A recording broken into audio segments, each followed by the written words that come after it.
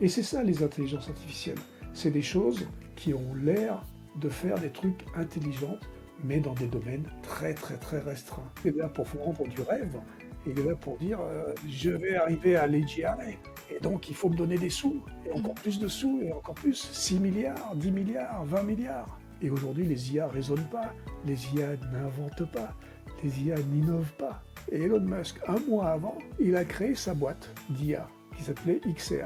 Et donc un mois après, il dit « Oh là là, attendez-moi, faisons une petite pause de 6 mois que j'ai le temps de vous rattraper. » De toute façon, les IA vont continuer à progresser parce que y a des gens ailleurs dans le monde qui vont les faire progresser.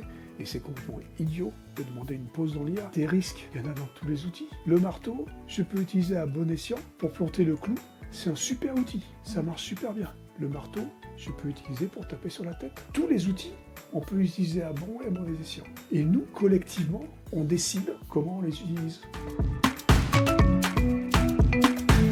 Aujourd'hui, j'ai l'immense plaisir de recevoir sur ce podcast Luc Julia, une figure emblématique dans le domaine des technologies et de l'intelligence artificielle. Innovateur dans l'âme, Luc Julia a un parcours impressionnant, marqué par des contributions majeures dans des projets technologiques qui ont littéralement transformé notre quotidien. Il est notamment très connu pour avoir co-créé l'application Siri chez Apple, qui est utilisée par des millions de personnes dans le monde. Il a également cofondé plusieurs startups à succès et a occupé des postes stratégiques chez des géants comme Samsung, où il a dirigé l'innovation mondiale. Aujourd'hui, il est Chief Scientific Officer chez Renault, où il pilote des projets novateurs. Vous l'aurez compris, Luc Julia a littéralement laissé son empreinte dans le domaine technologique et dans l'intelligence artificielle en particulier. Au-delà de toutes ces casquettes, Luc Julia est également écrivain. Il a notamment écrit le livre à succès « L'intelligence artificielle n'existe pas », paru aux éditions First en 2019. Il a reçu plusieurs distinctions prestigieuses, dont celui de chevalier de la Légion d'honneur. Il figure souvent parmi les personnalités les plus influentes au monde et en France en particulier dans le domaine de l'intelligence artificielle. Dans ce podcast, il partagera avec nous pourquoi est-ce qu'il pense que l'intelligence artificielle n'existe pas. Qu'est-ce qu'on entend concrètement par intelligence artificielle? Comment est-ce qu'on arrive à construire des outils comme Siri? Comment est-ce que ça marche concrètement? Je ne vous en dis pas plus, mais avant de vous laisser avec le podcast, permettez-moi de vous demander un service, les amis. Abonnez-vous, vous qui êtes sur YouTube, parce que c'est comme ça en fait que les personnes aussi influentes auront envie de venir partager leur expérience sur ce podcast. Mettez des likes. Vous qui êtes sur les plateformes audio, mettez 5 étoiles sur toutes les plateformes d'écoute. Mettez vos avis, parce que c'est comme ça que le podcast va progresser. C'est comme ça que la chaîne aura de plus en plus de personnes qui voudront partager leur expérience. Donc, je compte sur vous pour mettre des likes, mettre des commentaires et surtout partager autour de vous. Je vous laisse maintenant avec le podcast. Bonne écoute à vous. Alors, Luc, on parle beaucoup de ChatGPT, on parle beaucoup d'IA générative depuis un certain temps. Mais toi, tu as écrit un livre aux étudiants First où tu dis en fait que l'intelligence artificielle n'existe pas. Et pourtant, tout le monde parle d'intelligence artificielle.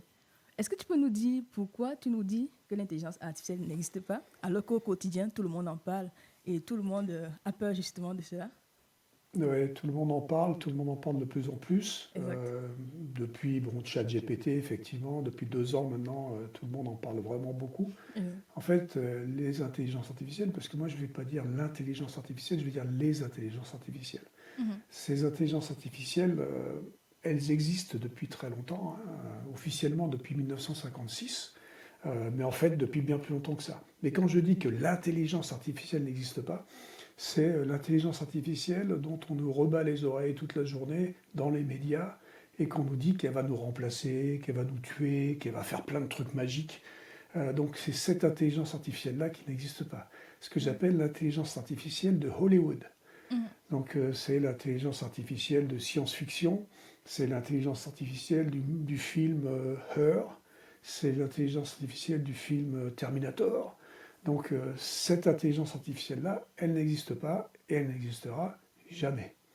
Par contre, il y a plein d'intelligences artificielles, comme je dis, qui existent depuis très longtemps, depuis même avant 1956. On appelle l'intelligence artificielle un domaine de mathématiques statistiques depuis donc 1956, mais en fait on crée des images, des systèmes d'intelligence artificielle depuis la nuit des temps. Et moi, bon, je suis français, franchouillard de base, donc je fais remonter une intelligence artificielle à 1642. Qu'est-ce qui s'est passé en 1642? Il y a le mathématicien français, philosophe Pascal, qui a inventé la pascaline. Oui. La pascaline, c'est la première machine à calculer qui te permettait de faire des additions et des soustractions un peu compliquées. Bah, c'est une intelligence artificielle. Ça fait quelque chose qui a l'air intelligent dans un domaine très particulier. Et c'est ça les intelligences artificielles. C'est des choses qui ont l'air de faire des trucs intelligents, mais dans des domaines très très très restreints.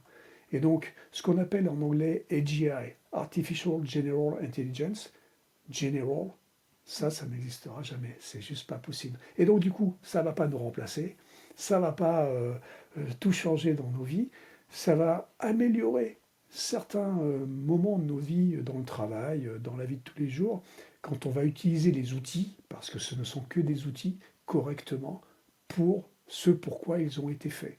D'accord? Donc, les intelligences artificielles, ce sont des outils. Si je dois donner la définition d'une intelligence artificielle, je vais dire que c'est une boîte à outils dans laquelle il y a des outils aussi différents que le marteau, le tournevis, la scie. Ce sont des outils très différents qui sont bons dans les domaines particuliers pour lesquels ils ont été créés. Ok. En fait, dans ta vision, il n'y a pas une seule intelligence artificielle. Il y en a plusieurs. Comme tu l'as dit, on a une boîte à outils, peut-être une IA qui est spécialisée. Je vais prendre un exemple dans la génération du texte comme ChatGPT, une autre qui peut être spécialisée dans la traduction. Bon, peut-être pas. Le jeu de Go, on parle souvent. Le jeu de Go, le joueur l'IA qui a battu les joueurs de jeu de Go, c'est spécialisé dans cette tâche précise. Mais C'est exactement ça. Et celle de jeu de Go, si je peux me permettre, tu oui, vois, celle de jeu de Go, elle va jouer qu'au Go. ouais, Si tu veux qu'elle joue aux dames, bah, il faut une autre intelligence artificielle qui va être entraînée pour jouer aux dames. Parce que nous, on peut jouer aux dames et on peut jouer au Go. ok. Parce que nous, en tant qu'être humain, on a justement cette capacité d'être multitâchant, entre guillemets, même si on n'est pas Nous, forcément on est expert partout. généraux. Ouais, Nous, pardon? on est en fait de l'IA générale. Nous, on est AGI. Ouais. Mais quand tu dis que l'AGI ne va pas exister, ça me surprend un peu parce que si on écoute Sam Altman, par exemple, Ah, pour lui, dans 3 ans, on y est. eh ben oui, tu sais pourquoi? Pourquoi? Ben parce qu'il a besoin d'argent. Et donc, il faut qu'il dise n'importe quoi. Tu penses? Il est là pour vendre, il est là pour vendre sa compagnie, il est là pour vendre du rêve. Il est là pour dire je vais arriver à l'AGI et donc il faut me donner des sous, et encore Mhm. plus de sous, et encore plus, 6 milliards, 10 milliards, 20 milliards. Bah ouais, bah si tu écoutes Sam Altman, si tu écoutes Elon Musk, oui, évidemment. Parce que eux, ils sont là pour faire avancer leur business et pour raconter n'importe quoi. Ouais. Si tu écoutes des gens comme, je sais pas, Yann Lequin, comment peut-être? s'appelle-t-elle, pardon, Non. euh, je ne me rappelle plus son prénom, je connais qu'elle.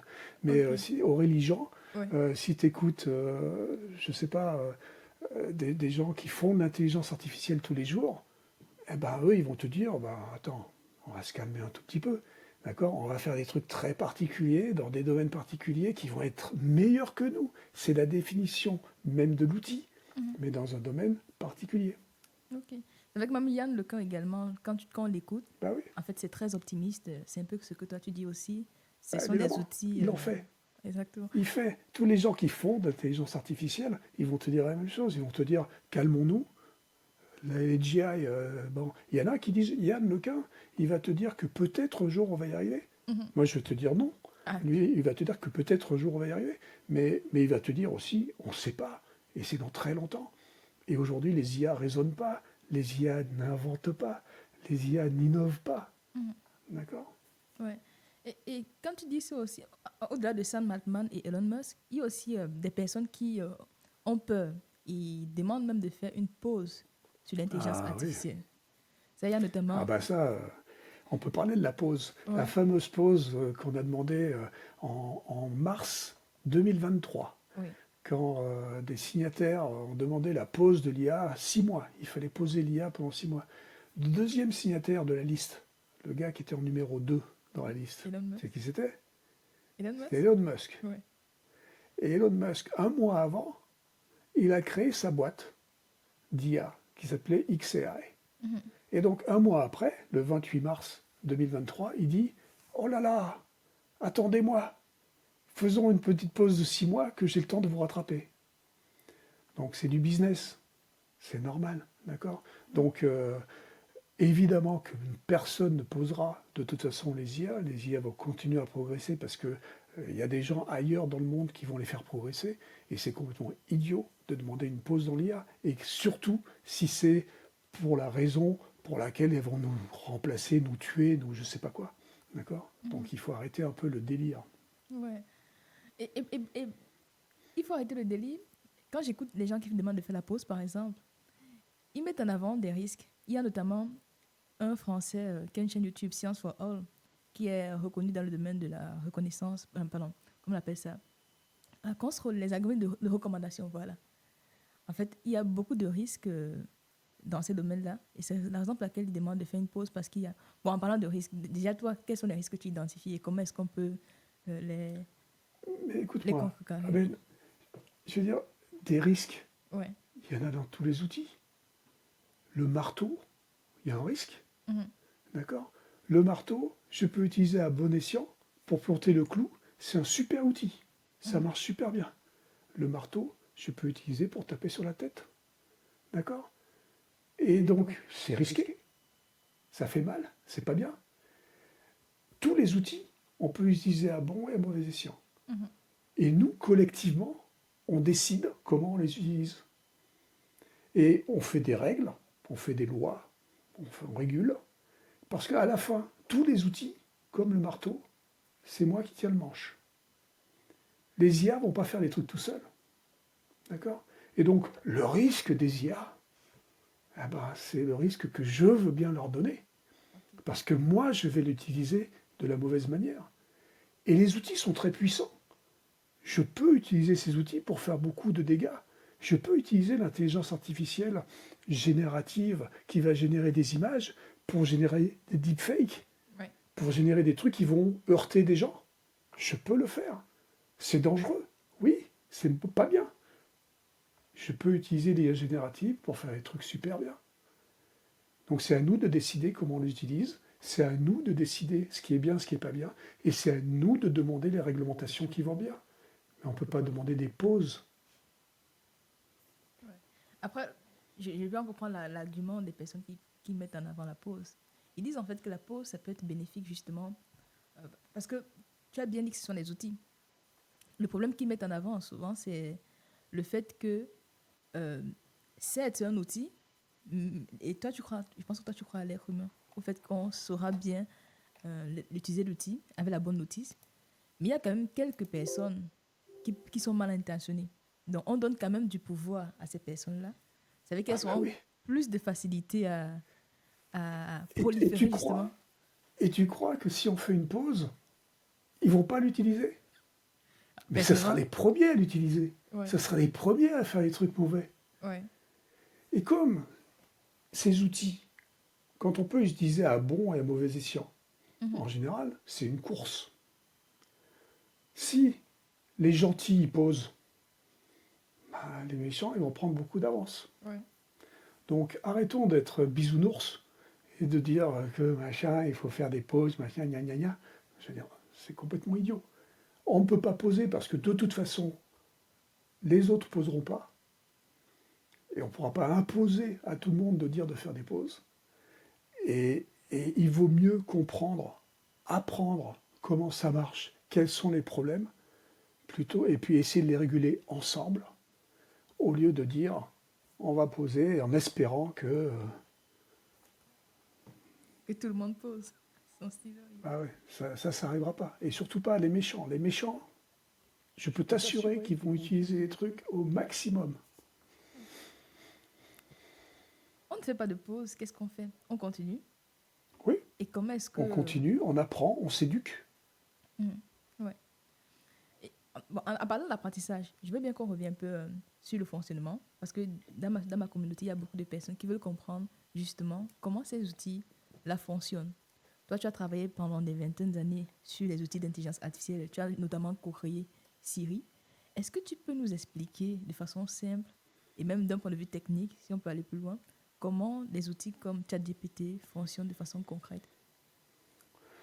Alors, les IA, depuis une vingtaine d'années maintenant, toutes les IA dont on parle, c'est des IA statistiques. Ok. C'est-à-dire qu'elles sont basées sur des données. Des données où on crée des modèles. On crée des modèles à partir de données. Et donc, depuis les années 90, au début, il n'y avait pas beaucoup de données, on créait des petits modèles. Et puis, c'était du machine learning, après du deep learning, maintenant des IA génératives. À chaque fois qu'il y a un nouveau type d'IA comme ça, ce sont des IA qui utilisent de plus en plus de données, de plus en plus de ressources pour pouvoir créer ces modèles. Parce que comme il y a beaucoup, beaucoup de données, il faut beaucoup, beaucoup de ressources. Mais on va reprendre un tout petit peu l'histoire avant, d'accord? Donc avant ça, il y avait d'autres encore types d'IA qui sont toujours des mathématiques. Ce n'était pas des statistiques cette fois-ci, c'était de la logique. Donc c'était ce qu'on appelait les systèmes experts. C'était basé sur des règles. Si, machin, alors truc, des règles logiques. D'accord? Et ça permettait de faire des arbres de décision. Et donc on parcourait l'arbre et ça décidait oui, non, oui, non, oui, non. Et on prenait des décisions. Donc ça, c'était les IA logiques. Les IA logiques, on les a plus ou moins oubliées maintenant. Et on fait que des IA statistiques. D'accord? Donc aujourd'hui, on est dans ces IA statistiques qui créent des modèles. Donc comment on crée des modèles? On prend des données dans ce domaine. Par exemple, je veux faire un modèle de chat. D'accord? Je vais prendre plein d'images de chats. D'accord? Et je vais mettre ces images de chats ensemble. Et puis ça va me créer donc quelque chose qui va ressembler à un chat. Donc ça va être un modèle de chat. Et quand je vais prendre une image de chat, je vais venir la comparer et je vais calculer la distance qu'il y a globalement entre ce que je suis en train de prendre et puis le modèle. Et à partir de ce moment-là, je peux donner une estimation statistique de quel est le pourcentage de chance que le truc que je suis en train de comparer soit un chat. Okay? Donc ça, c'est ce qu'on fait dans ces modèles. Machine learning, deep learning, c'est un peu plus de données. D'accord? Donc c'est des réseaux de neurones avec plein de couches, plein de machins, tout ça. Donc on compare plein de choses, on calcule plein de distances entre les différents points de référence. Et puis donc, encore une fois, plus on calcule de distance, plus on a de chances d'avoir des trucs statistiquement qui sont plus ou moins bons. Et puis après, il y a les nouvelles méthodes, les IA génératives, c'est toujours des statistiques, c'est toujours des gros modèles. Mais cette fois-ci, les modèles sont très gros. Et c'est des modèles plutôt qui vont nous permettre de deviner ce qui manque dans la question. En quelque sorte, quand je vais poser une question à ChatGPT, on va deviner la réponse par le fait que c'est la suite logique de la question. D'accord? Et donc, du coup, on dit souvent que c'est un bouche-trou. Les IA génératives, c'est des bouche-trous. D'accord? Donc c'est statistique. Donc des fois, les trous, ils sont bouchés correctement et des fois, ils ne sont pas bouchés correctement. D'accord? Donc c'est pour ça que des fois, ça fait des erreurs aussi. D'accord? Donc il faut bien comprendre que comme c'est statistique, par définition, ça fait des erreurs. Et des fois, ça invente des choses. Alors, il faut faire attention, ce que je viens de dire juste avant, les IA n'inventent pas. Ça invente pas vraiment, ça hallucine. C'est-à-dire que on sait quel genre dans un modèle, on sait la réponse, on sait comment elle devrait être, et donc du coup, comme on n'a pas vraiment trouvé dans le modèle la réponse exactement, on va faire quelque chose qui ressemble à ce que devrait être la réponse, mais sans être une vraie réponse. Et donc c'est une hallucination. Voilà, donc en gros, c'est des modèles statistiques qui, par définition, plus le domaine va être large, moins la pertinence va être bonne. Et donc, ce qui se passe dans ces IA génératives, en l'occurrence, c'est que on parle rarement de pertinence de ChatGPT, par exemple. Oui. Personne ne t'a donné la Oui, c'est vrai. pertinence de ChatGPT. Pas du tout, non. Pas parce que c'est très difficile à calculer, mais parce que dans la question, il y a la réponse, déjà. Parce que tu vas orienter, dans ton prompt, tu vas orienter la réponse déjà à partir du moment où tu poses une question. Donc c'est pour ça que c'est compliqué de calculer la pertinence. Mais on peut calculer une certaine pertinence qui est intéressante, c'est la pertinence du vrai et du faux.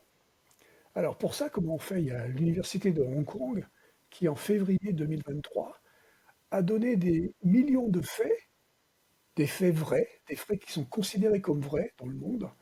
Ils ont donné des millions de faits vrais à ChatGPT. C'était ChatGPT 3.5.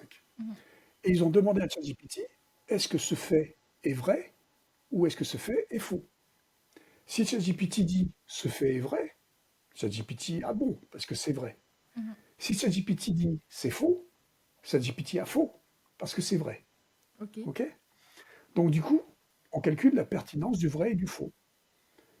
Eh ben, en 2023, en février 2023, la pertinence de ChatGPT 3.5, c'était 64%. Ça veut dire que 36% du temps, Mhm. il te dit une bêtise. Il te dit quelque chose de faux. Alors c'est embêtant, Ouais. d'accord? Parce que c'est pas très, très, très bon. Pourquoi? Parce que là, c'est générique, c'est général, d'accord? Depuis, dans l'utilisation des méthodes comme ChatGPT, des méthodes d'IA générative dans les entreprises, ce qu'on fait, c'est que on va diminuer la taille du domaine. On va faire ce qui s'appelle du fine-tuning, donc avec des données dans lesquelles on fait confiance, ou alors on fait du RAG Ouais. pour chercher seulement dans des fenêtres très particulières de la base de données. D'accord? Donc ça, c'est les deux méthodes, les deux grosses méthodes qui sont utilisées dans les IA génératives. Et donc ce que ça fait, c'est que ça diminue, donc ça resserre le domaine. Et là, on arrive à des pertinences qui sont de 90, 95, 98%. D'accord? Il y a toujours un pourcentage d'erreur, parce que c'est des statistiques. Mais on arrive à faire des pourcentages d'erreur très petits.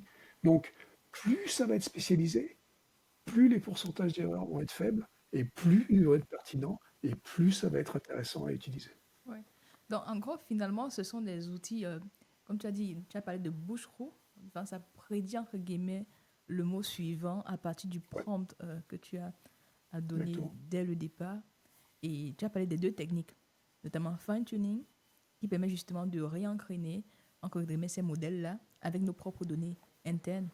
Et le RAG, Retrieval Augmented Generation, qui va consister en fait à prendre les documents internes d'une entreprise et cibler davantage. Quand je pose la question, en fait, au lieu d'aller prendre la réponse, comme tu as GPT, ça, je pense que la version 4, ça a déjà accès à Internet, au lieu de prendre la réponse dans les données à disposition par ChatGPT, ça va commencer par prendre les données dans les documents que j'ai fournis avant de proposer une réponse plus pertinente, c'est ça? Ça va aller chercher d'abord dans une base de données, ça va réduire la fenêtre de recherche, on va dire. Exactement, ok. Et du coup, vas-y, je ne sais pas si vous devez j'étais coupé ou pas. Si quoi, pardon? J'ai eu un doute, je me demandais si je t'avais coupé, j'avais l'impression que tu voulais poursuivre. Non, non. Non, non, ok. En fait, du coup, pour justement entraîner ces modèles, on a besoin de gros volumes de données, on a besoin d'énormes puissances de calcul. Et un point qu'on reproche souvent à ces algorithmes, ce sont des boîtes noires. Est-ce que j'ai suivi pas mal de tes interviews et toi, tu n'es pas complètement d'accord avec le terme boîte noire en ce qui concerne le deep learning. Pourquoi est-ce que ce sujet m'intéresse? Parce que moi, je travaille principalement avec des banques et quand je développe des modèles de machine learning, en général, un critère que nous, on aime bien, c'est d'avoir des modèles qui sont interprétables. Pourquoi est-ce qu'on tient autant à cette interprétabilité? Parce que en face, par exemple, si je mets en place un modèle de machine learning qui permet de prédire la probabilité de défaut des clients, j'ai besoin d'aller voir les personnes qui vont justement utiliser mon modèle et expliquer exactement euh, lorsque le revenu augmente, par exemple, la Mhm. probabilité va augmenter de 5%, je dis n'importe quoi. Et la réglementation bancaire nous pousse également à utiliser les modèles simples comme la régression logistique. Mais dans tes interventions, un point qui m'a marqué, c'est que tu dis en fait, on est capable de rendre interprétables les IA. Est-ce que tu penses Ouais, que ça peut être applicable en banque, par exemple? C'est un exemple comme ça que je prends. bien Vas-y. sûr. Bah, ce que tu fais quand tu vas voir tes clients, quand tu vas voir les gens pour qui tu as fait tes modèles, toi, tu es capable d'expliquer le modèle. Parce que Ouais. c'est toi qui l'as fait. Qu'est-ce que tu as fait quand tu as fait un modèle? Tu as pris des données et tu as pris des algorithmes. Mhm. Tu es capable d'expliquer les données que tu as été prises. Tu peux faire des erreurs dans les données que tu prends. Mhm. Tu peux prendre des erreurs tu peux prendre des données qui sont biaisées. Ça arrive, Ouais. d'accord? Mais bon, tu es capable de les expliquer, tu es capable de dire ce que c'est. Tu vas prendre des algorithmes. Tu peux prendre des algorithmes qui ont des bugs. Ça Mhm. arrive, d'accord? Mais tu peux expliquer ce que c'est. Et donc, tu es capable d'expliquer, parce que tu sais, c'est toi qui as fait le truc, tu es capable d'expliquer ce que tu as fait. Oui, Alors des fois, tu fais des statistiques, tu fais des estimations. exact. Tu dis ça devrait tendre vers là, Exact. d'accord? Mais ça, tu le sais parce que c'est des mathématiques, et donc tu le sais, d'accord? Donc, on est tous capables d'expliquer des modèles concrets. Donc en fait, à la fin, c'est pas des boîtes noires. À partir du moment où je suis capable de l'expliquer, c'est des boîtes noires. Il faut que je prenne le temps de l'expliquer. Des fois, il faudrait pour que je l'explique vraiment pas à pas, Il faudrait que je suive pas à pas quel est tout, comment ça bouge à l'intérieur des différentes couches de mon réseau. Il faudrait que je puisse prendre le temps de faire ça. Mais c'est compliqué parce que ça fait des millions de calculs à la seconde. Donc c'est compliqué de l'expliquer complètement pas à pas, d'une manière complètement concrète. Mais je suis capable de l'expliquer d'une manière mathématique par rapport aux statistiques que je pense que ça prend en fonction des algorithmes et des données que j'ai prises. Donc je suis capable d'expliquer. Maintenant, s'il faut vraiment que j'interprète et que j'explique pas à pas, ben, je peux prendre une autre IA qui va être aussi rapide à calculer que l'IA que j'essaye d'expliquer, qui va regarder tous ces calculs-là et qui va suivre globalement tous les calculs et qui va pouvoir interpréter ça. Donc on Ok. pourrait imaginer ça. Mais évidemment, je ne vais pas le faire parce que ça va me prendre des ressources et tout ça et ça ne m'intéresse pas. Ouais. Mais je pourrais. Donc tout ce que je dis, c'est qu'en fait, tout est explicable si on prend le temps de l'expliquer. D'accord? Le problème, c'est que ces IA, elles ne créent pas des choses toutes seules. Elles font rien toutes seules. D'accord? C'est nous qui provoquons tout ce qu'elles font. Ouais. Ok, c'est nous qui provoquons tout ce qu'elles font. Enfin, je te prends le cas de ChatGPT. Par exemple, aujourd'hui, ChatGPT, on n'est pas capable d'expliquer. Là, tu nous as expliqué intuitivement, mathématiquement, comment Eh ça oui. marche. Mais si on va aller dans les détails, pourquoi est-ce que ça fait telle prédiction? Bah, on pourrait l'expliquer, encore une fois, imagine que je mette à côté, au moment où ça fait sa prédiction, au moment où ça prend un certain chemin dans le Mhm. modèle, d'accord? Si je mettais une autre IA qui est capable, au point de vue calcul, Mhm. rapidité, de suivre le chemin, et que il nous fait la liste, il nous fait le log, tu vois, de tout ça, ah, on pourrait le faire. Ok. On le fait pas parce que ça prendrait du temps et ça prend de la performance, machin, tout ça. Mais on pourrait le faire. Donc je peux expliquer si j'ai envie. Je peux créer un explicateur si j'ai envie. Est-ce que tu penses que c'est nécessaire de Est-ce que je créer, pense quoi? que c'est nécessaire justement? Aujourd'hui, tu as dit que ça prend du temps, ça va demander des ressources de calcul. Est-ce que tu penses que créer justement cet explicateur-là pourra rassurer face à l'utilisateur si on de ChatGPT? Ça pourrait, certainement, oui, parce que effectivement, les gens ont peur. Dès qu'il y a quelque chose qui est un peu différent, qui est un peu compliqué, les gens ont peur. Dès qu'il y a quelque chose de compliqué, les gens ont peur. Mhm. Mais bon, la voiture, c'est compliqué.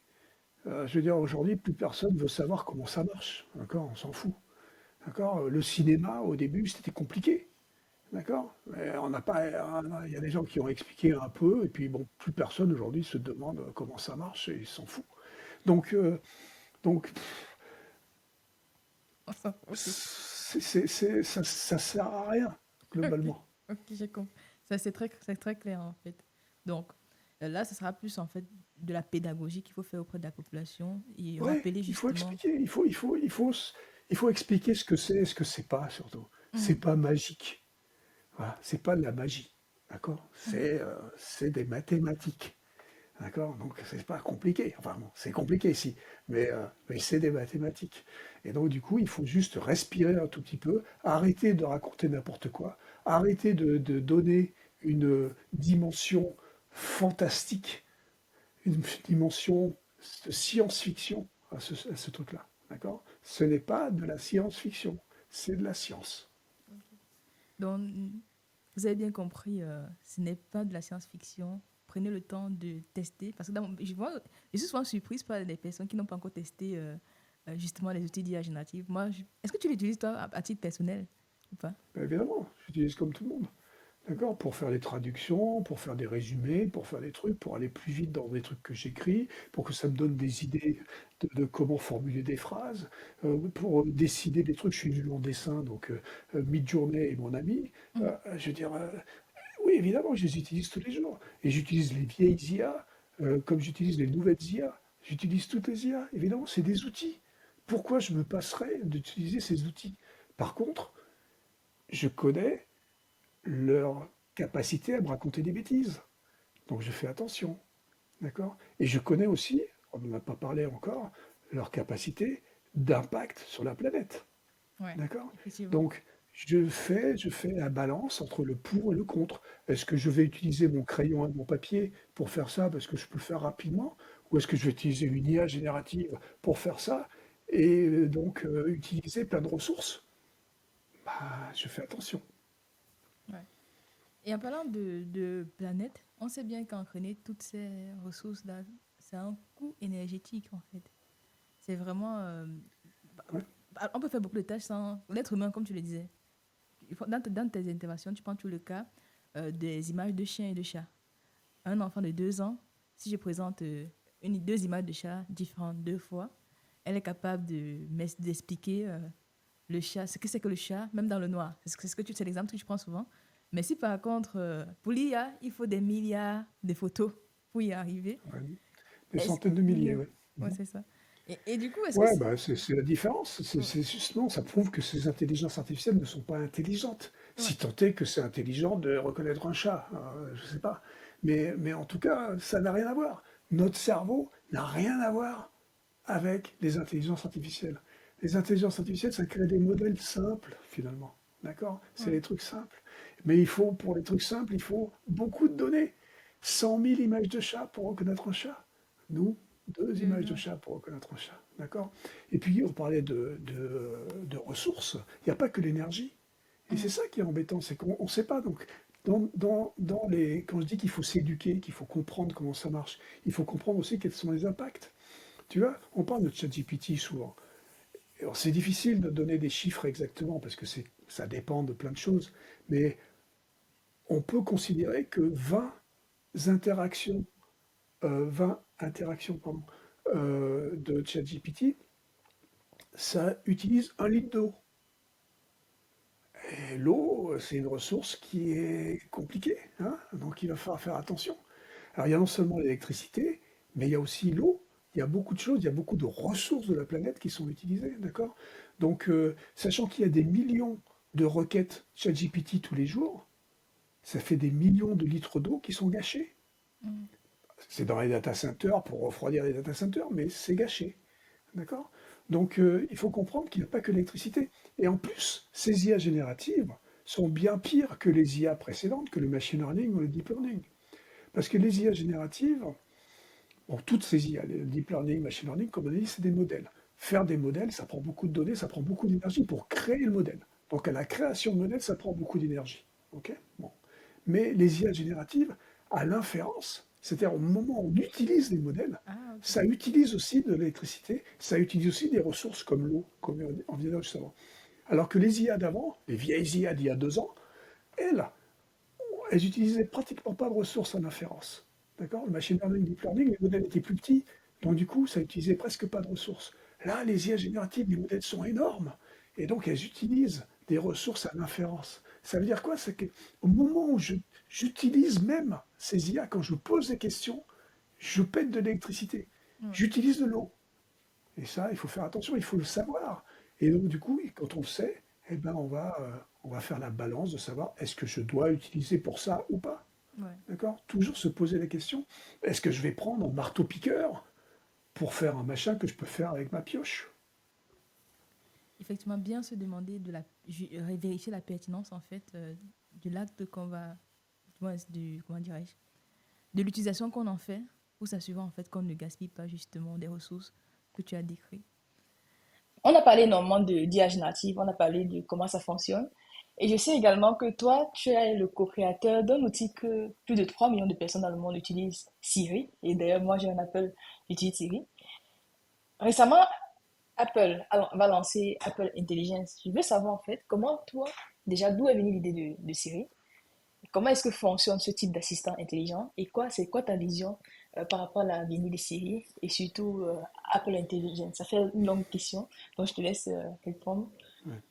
Alors d'abord, il faut comprendre que l'idée de Siri est arrivée il y a très longtemps, hein. C'était arrivé en 1997.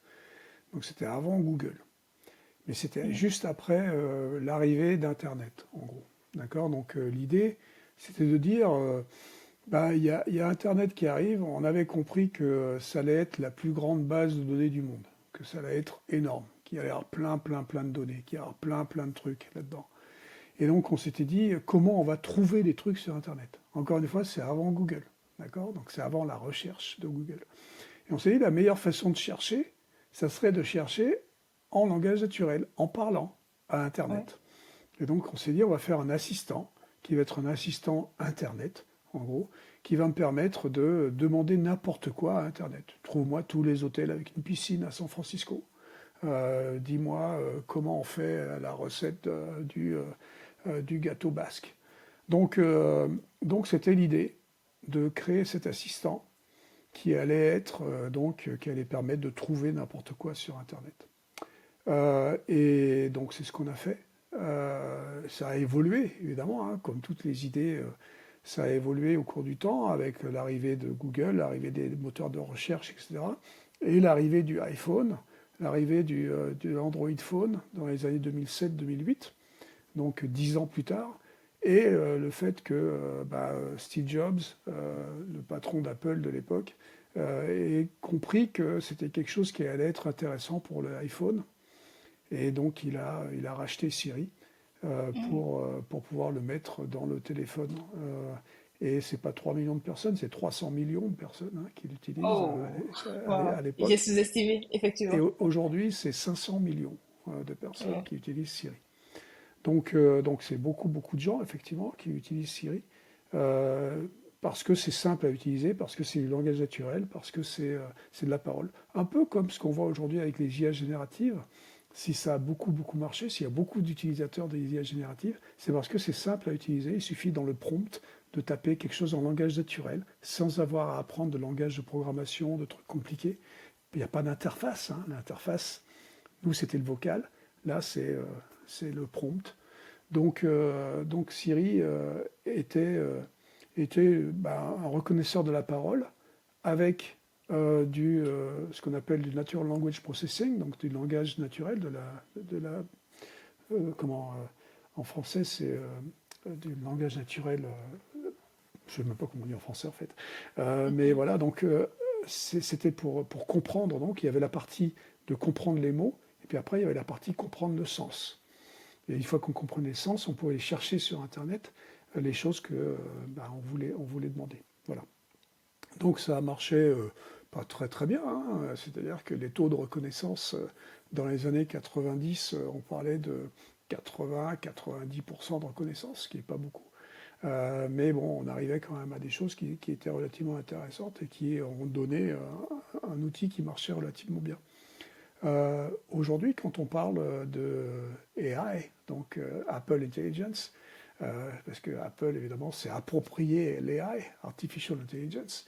Donc l'Apple Intelligence, c'est la suite de ça, où on va pouvoir faire des choses sur l'appareil, donc directement sur le téléphone, on va pouvoir lui parler, on va pouvoir faire des choses qui vont qui vont avoir l'air intelligentes avec les différentes applications Apple.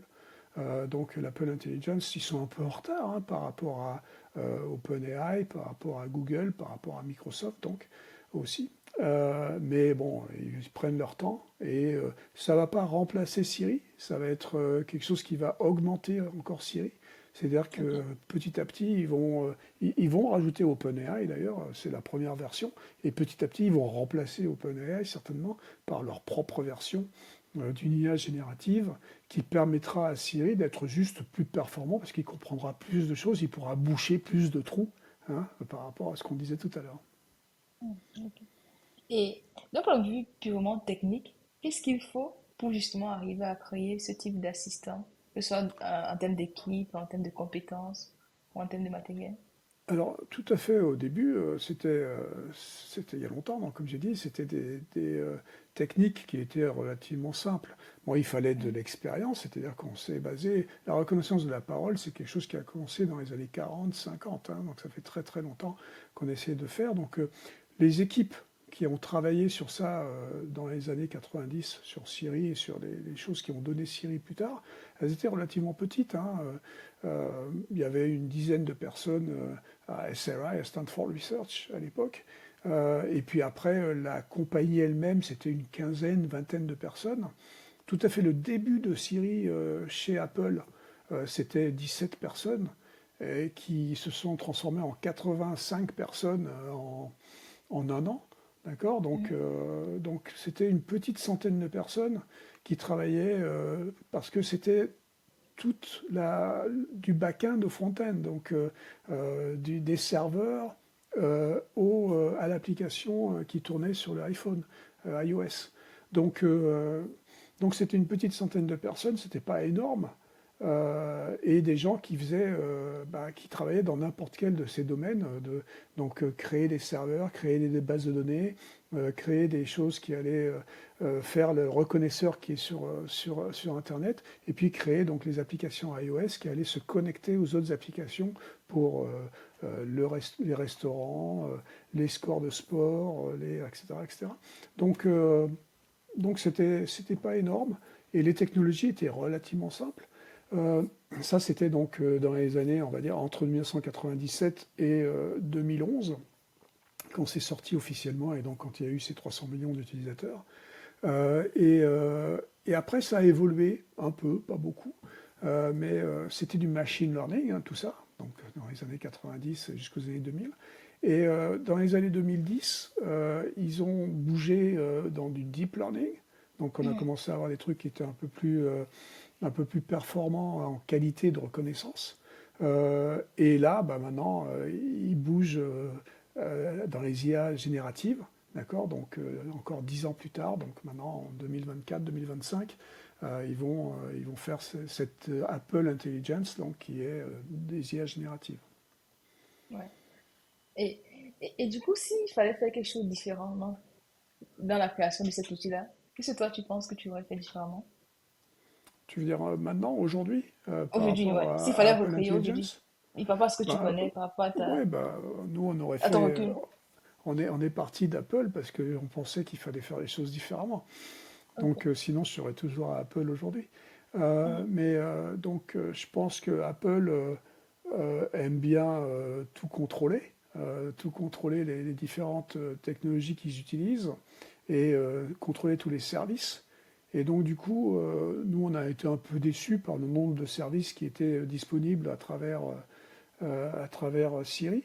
Et donc, je pense que ce qu'on aurait pu faire différemment, ce qui aurait rendu Siri encore plus performant et encore plus euh, utilisable, c'est si on avait ouvert un peu plus les choses. Donc, comme a L'open fait source? très bien Amazon. Mhm. Quelques temps plus tard, en 2014, quand Amazon a sorti Alexa, ils ont ouvert les API, ils ont ouvert les choses, et donc il y a eu des milliers et des milliers de services possibles, alors que sur Apple, ils ont mis beaucoup, beaucoup de temps à ouvrir les choses parce qu'ils voulaient contrôler les services. Donc la façon dont nous, on aurait fait différemment, c'est ouvrir beaucoup plus tôt les services enfin, pour pouvoir créer des services sur Siri. D'accord. Ok. Bah, du coup, je propose qu'on passe à la dernière partie de cette discussion, de cet échange. Dans mon audience, il y a beaucoup de personnes qui sont data scientists ou qui aimeraient être data scientists. Et toi, aujourd'hui, tu es dans la Silicon Valley. Déjà, qu'est-ce que toi tu fais aujourd'hui? Je sais que tu n'es plus, tu ne travailles plus sur Siri.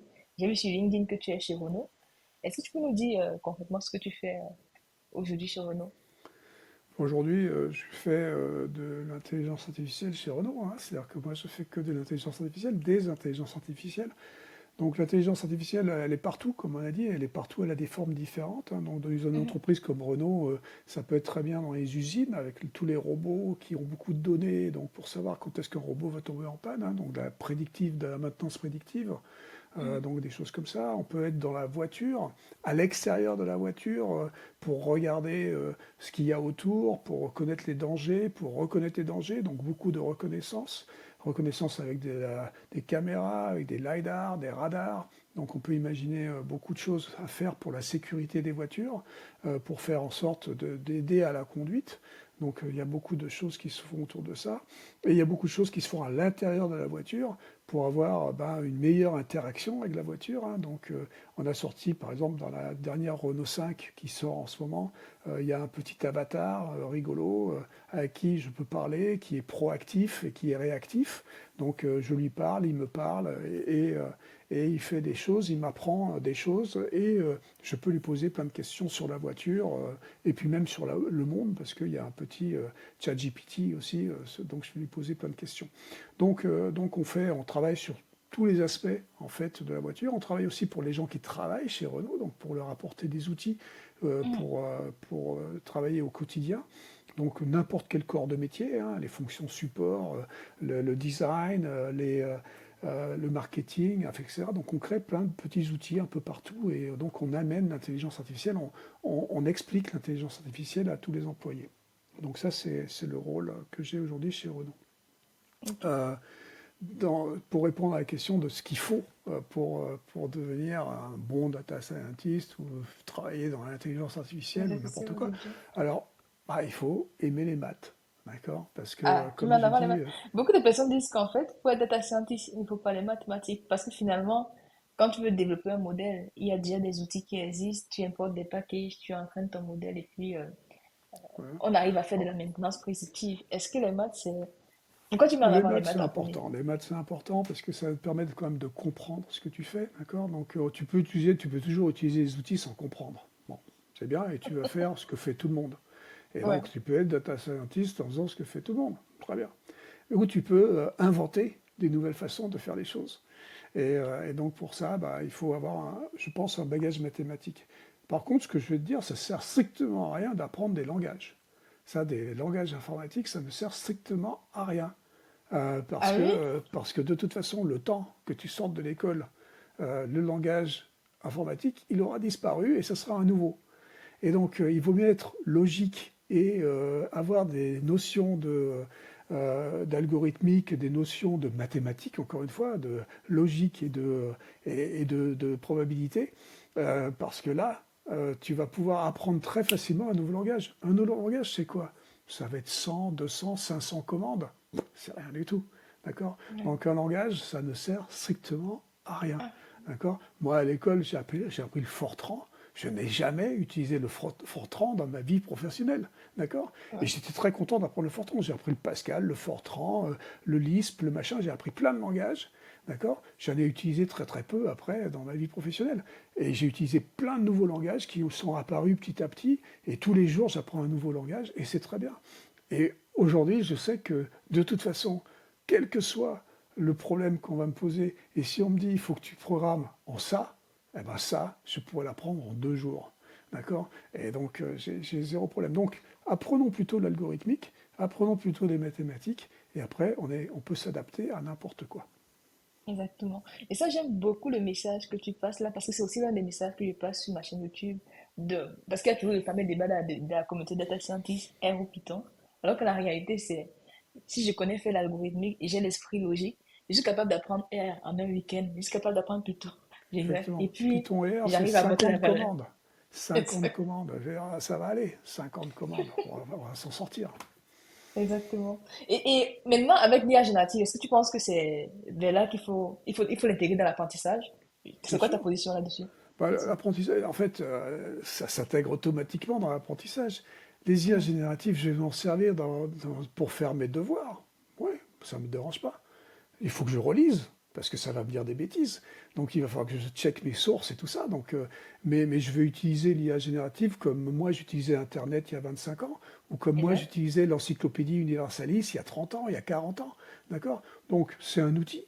C'est un outil que je vais utiliser. Donc on va apprendre à utiliser l'outil. On va comprendre ses faiblesses, on va apprendre ses forces. Donc il faut l'apprendre. Et puis pour coder, c'est un outil intéressant. Ça va me donner des idées de coder correctement. Quand je ne connais pas un langage correctement, ça va me donner des idées. Ça ne veut pas dire que ça va le faire, que ça va faire tout bien, mais ça va me donner des idées. Et moi, après dessus, parce que je suis intelligent et parce que je vais pouvoir réfléchir, je vais pouvoir changer un peu ce que l'IA générative va avoir pondu. Et je vais dire, Ouais. bah ouais, tiens, je peux utiliser ça, et je peux faire comme ça, et ça va être plus efficace, Mhm. ça va être mieux. Voilà. Exactement. Donc, apprenez les mathématiques, apprenez l'algorithmique, apprenez la logique, et vous avez tout ce qu'il faut pour travailler dans le monde de l'intelligence artificielle.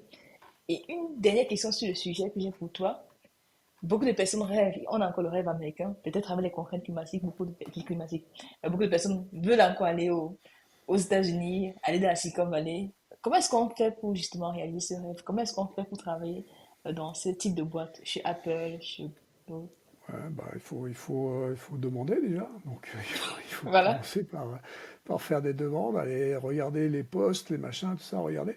essayer de trouver des gens qui travaillent dans les domaines, voir si c'est des trucs un peu scientifiques, aller voir s'ils sont dans des conférences. Apple va pas trop dans les conférences, mais s'ils sont dans des conférences et connecter avec des gens sur LinkedIn ou je sais pas quoi. Bon, donc ça c'est important. Là en ce moment ça va être un peu difficile, hein, je vous cache pas, dans les 4 années qui viennent. Pour les visas, hein, peut-être qu'avec Donald Trump, ça va être un peu compliqué pour avoir des visas. C'était le cas voilà, la dernière fois qu'il était là, on a eu du mal à avoir des visas qui s'appellent H1B, qui sont les visas de travail dans la Silicon Valley, donc on avait un peu de mal. Donc là, pendant 4 ans, ça risque d'être un peu compliqué.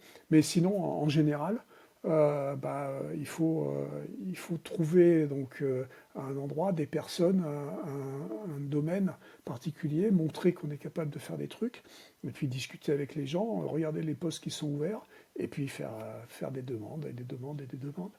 Voilà, Bon, c'est comme partout, il n'y a pas quoi. de secret, hein. Il n'y a pas de secret, c'est comme le reste. Exactement.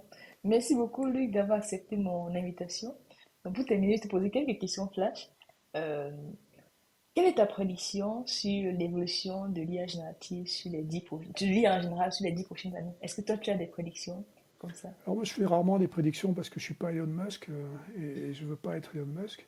Ouais. Et donc, mais par contre, ce que je pense, c'est à cause de ce qu'on a dit tout à l'heure sur le fait que les IA génératives sont trop gourmandes. Je pense qu'on va revenir vers des IA, alors on va pas revenir dans le passé, hein, mais on va aller vers des IA qui vont être un peu plus frugales, qui vont utiliser des techniques un peu similaires, mais plus, euh, plus domaine spécifique, et donc du coup qui vont permettre d'être plus frugales. Ok. Et en termes de lecture, s'il fallait une personne qui souhaite maîtriser ce domaine-là, ou bien tout autre domaine, quels sont les livres qui t'ont marqué durant l'année? Moi, j'ai pas, tu sais, le problème, c'est que ces IA, enfin, ce domaine va tellement vite que c'est difficile d'avoir des livres, il faut plutôt regarder des sites. Mm. Et donc, regarder, suivre un peu des sites qui sont spécialisés dans l'IA, regarder un peu les news des IA, regarder un peu ce qui se passe, parce que le temps que le livre sort, c'est déjà obsolète presque.